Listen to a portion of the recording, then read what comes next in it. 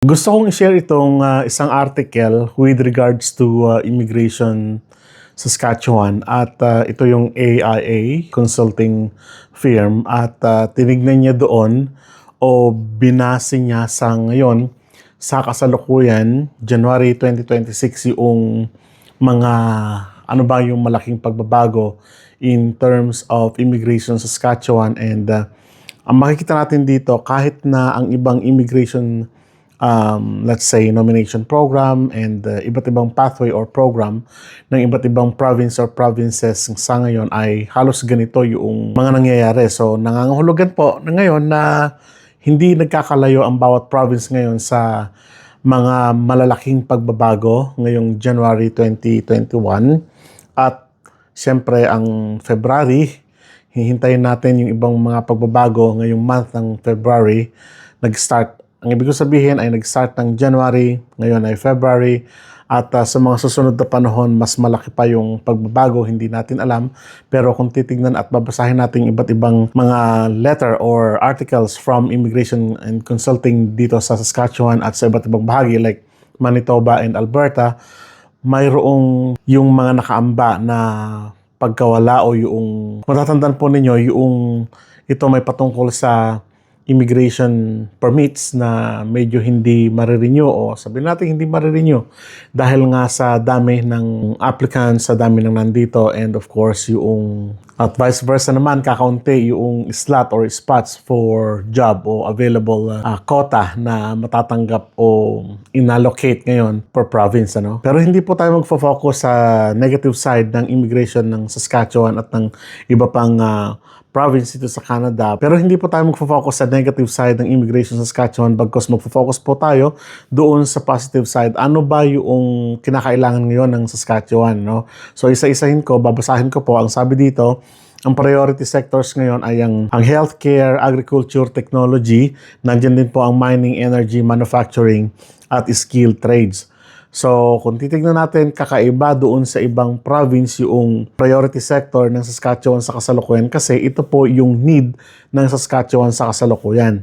Ang sinasabi po ng mga traders sa kasalukuyan, for instance, lalong-lalo sa services and sa food industry, sila yung mga nababahala ngayon kasi ang priority nga ay yung mga naunang binanggit natin katulad ng healthcare, agriculture, yung mining, technology, energy, manufacturing.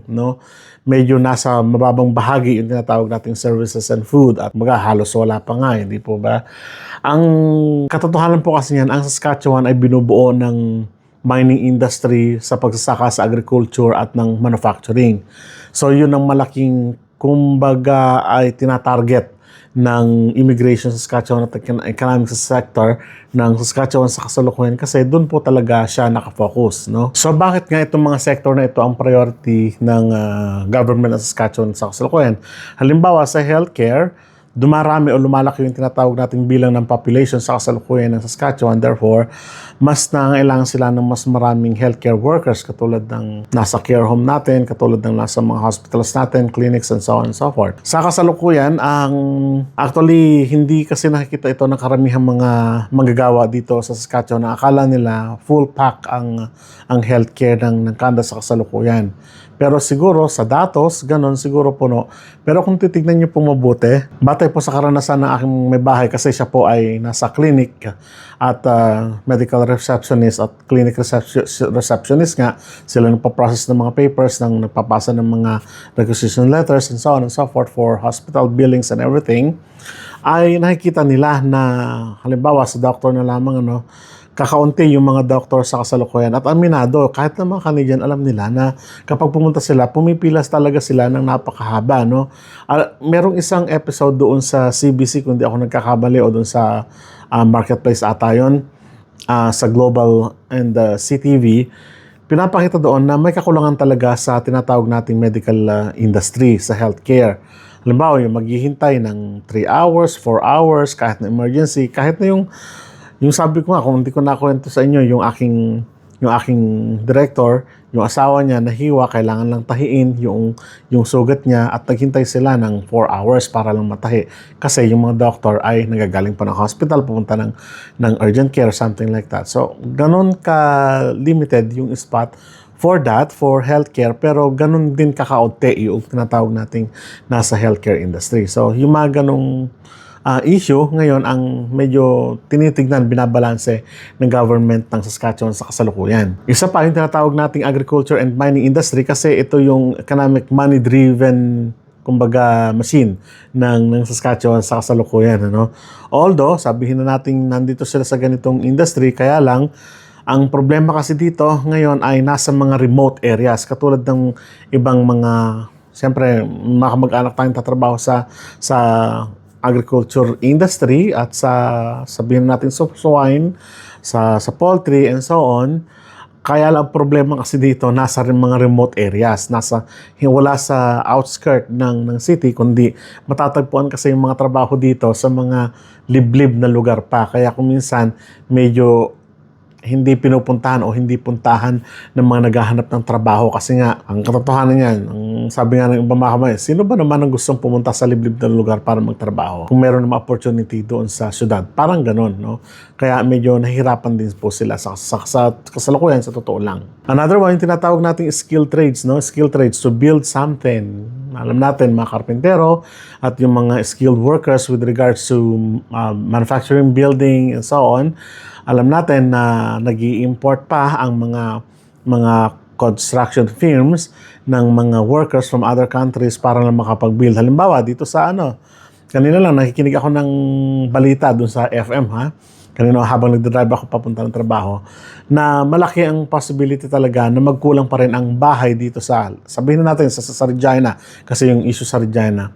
Malaki yung demand sa bahay pero kakaunti yung supply ng bahay dito sa Regina. Kaya yung mga nagtitinda sa kasalukuyan ng bahay, sabi, more than 200 na mga bahay ang tinitinda sa kasalukuyan pero nag-double up yung price dun sa regular price. So, ganun katindi yung epekto nito sa atin sa kasalukuyan. Kaya nga, isa sa mga priority talaga ng Saskatchewan sa kasalukuyan ay yung mga carpenters, pero kakaunti lang kasi yung tinatawag nating quota na inilaan para dito. Ngayon, sa dami ng influx ng mga nagtatrabaho at gusto magtrabaho dito sa Saskatchewan, at dahil nga merong quotang nakalaan para dito, ang tendency naman ngayon, halimbawa yung jobs are, let's say, open sa mga rural areas o kaya naman sa mga nag-specialize, halimbawa sa swine, sa cattle industries, mga gano'n. Ang problema, kahit na sinabi natin kanina na malayo at liblib yung lugar, ang tendency ay pinupuntahan ng tao para makakuha ngayon ng permanent residency.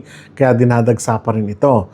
Pangalawa, yung career advancement na tinatawag dahil karamihan sa kasalukuyan ay, halimbawa, yung pinsan ko, nag-i-stay siya doon sa lugar kung saan nandun din yung employer niya, parang gano'n. So, iti-take advantage mo na yan, di ba? Para makakuha ka lang na tinatawag nating permanent residency. So, as with other Filipino na kilala natin, na siyempre, nandun sa bahay nila, tinitake advantage mo, siguro yung opportunity na mas kakaunti yung babayaran mo sa apartment, sa bahay. Instead na magbabayad ka ng 800, magbabayad ka lang ng 500, something like that. So, may career advantage doon dahil nga, halimbawa, sabi nga natin doon sa career ng farm, in other industries, usually ang mga employer nag-o-offer ng pabahay para sa mga tauhan niya na gusto magtrabaho sa kanya at magbabayad lang sila ng very minimum. Again, dito sa Saskatchewan, sa totoo lang naman, ang salary ay relative to competitive naman with regards to cost of living, no? Isa pa yung halimbawa, pagkain dito, mas sa mababa ang cost kumpara sa ibang lugar, parang ganun. Yung bahay, mas mura kumpara sa ibang lugar. Transportation, siguro mas mababa kaysa sa ibang lugar, parang ganun. At yung cost of living mo, mas higit na mas mababa kumpara sa ibang lugar. Kasi alam natin ang Saskatchewan, kakaunti lang yung major cities like Moose Jaw, Regina, Saskatoon, Prince Albert, and so on. Ano?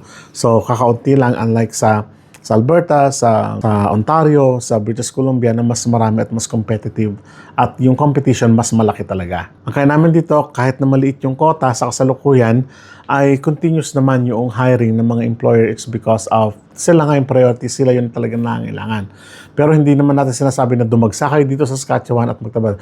Marami pa rin po ang gustong i-prioritize ng government of Saskatchewan na yun, mga nandito na nakapag-aral dito at syempre yung mga dati nang nandito sa Canada. So, yun pa rin yung medyo struggle talaga ng mga kababayan natin na talagang medyo nagpapahirap sa kanilang application. Ano? So, panalangin natin sa mga susunod na panahon na magluwag at magbukas ng kaunti for the economy of Canada pa rin. And of course, para sa inyo rin na maghahanap ng opportunity dito sa Canada. No? So, yun lang po sa ngayon at kita-kita po tayo sa mga susunod na vlog. Sa muli, paalam!